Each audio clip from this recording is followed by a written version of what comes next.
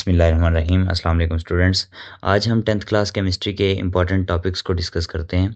जो बच्चे second annual 2026 के एग्ज़ाम की प्रिपरेशन कर रहे हैं या इससे ऑनवर्ड 10th क्लास केमिस्ट्री की प्रिपरेशन करना चाहते हैं तो आज का लेक्चर उनके लिए बहुत हेल्पफुल रहेगा। तो स्टार्ट करते हैं। सबसे पहले यूनिट 1 सारा फॉर्मेटिव है, उसमें से कोई भी टॉपिक आपके पेपर में शामिल नहीं होता। यूनिट 2 के इंपॉर्टेंट टॉपिक्स डिस्कस करते हैं। तो सबसे पहले है इवेपोरेशन एंड बॉइलिंग। इसमें अक्सर पूछा जाता है differentiate between evaporation and boiling, और साथ साथ इसके फैक्टर्स अफेक्टिंग ऑन बोथ, यानी इवेपोरेशन और बॉइलिंग पे जो फैक्टर्स अफेक्ट करते हैं वो। इसके अलावा डिफ्यूजन ऑफ गैसेस और इसके भी फैक्टर्स जो कि अफेक्ट करते हैं डिफ्यूजन को। इसके अलावा हीटिंग और cooling curves in terms of kinetic molecular theory, ये बहुत ही इंपॉर्टेंट टॉपिक है।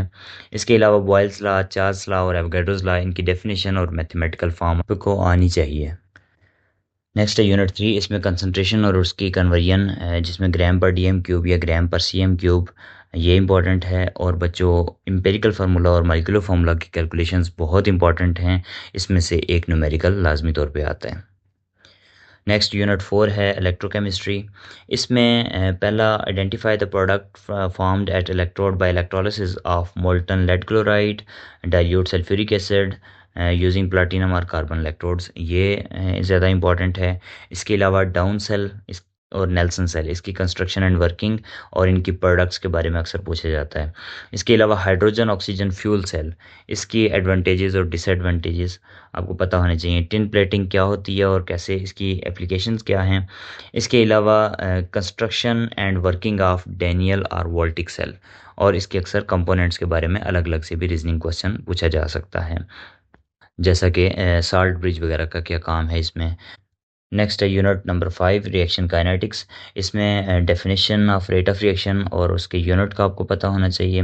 इसके अलावा physical parameters that may be affected by the rate of reaction that are change in mass and change in temperature, ये दो बहुत ही इंपॉर्टेंट टॉपिक्स हैं। यूनिट 6 साल्ट्स, ये छोटा सा चैप्टर है और इस चैप्टर के अंदर कोई भी टॉपिक फॉर्मेटिव नहीं है, लेकिन इसमें इंपॉर्टेंट टॉपिक ज़्यादा डिफाइन क्रिस्टल लैटिस। इसके अलावा प्रॉपर्टीज़ ऑफ साल्ट, इनमें से लाजमी तौर पे पूछा जाता है और इनके रीजंस भी, जैसा कि साल्ट ब्रिटल क्यों होते हैं, इनकी इलेक्ट्रिकल कंडक्टिविटी कैसी होती है, इनका मेल्टिंग और बॉइलिंग पॉइंट कैसा होता है। इसके अलावा general solubility rules of salt और preparation of salts by acid, by the reaction of acid with base metal and carbonates. Next chapter number 7 है nitrogen sulphur compounds and metals.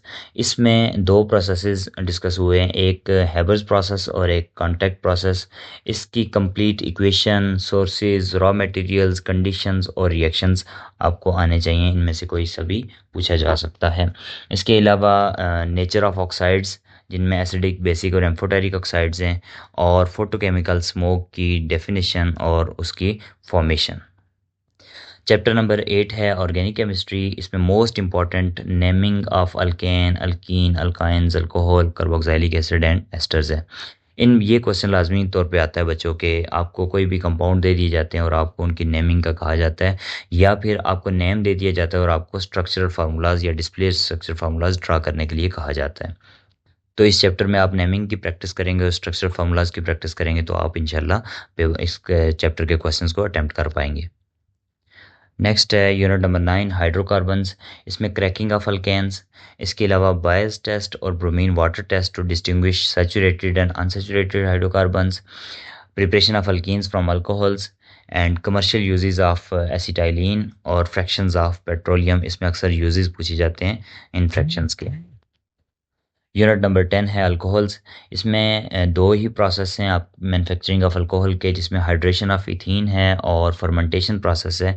इन दोनों का अक्सर कंपैरिजन वगैरह भी पूछा जाता है और दोनों की अलग अलग से डिटेल भी पूछी जा सकती है। इसके अलावा role of alcohols in pharmaceutical industry and as a cleaner fuel, ये भी छोटा सा चैप्टर है और अगर आप ये दो टॉपिक्स तैयार कर लेते हैं तो इस चैप्टर में से आने वाले क्वेश्चन को भी आप अटेम्प्ट कर सकते हैं।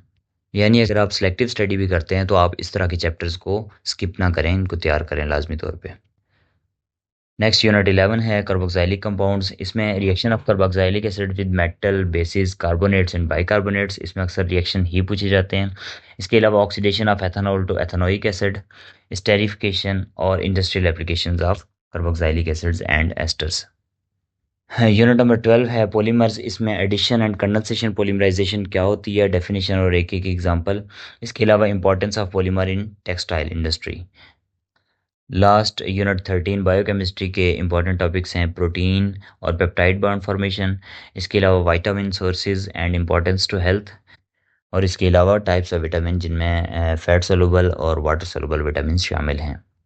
तो ये थे 10th क्लास केमिस्ट्री के इंपॉर्टेंट टॉपिक्स। अगर आप ये तैयार कर लेते हैं तो इंशाल्लाह आप एग्ज़ाम में अच्छा स्कोर कर पाएंगे।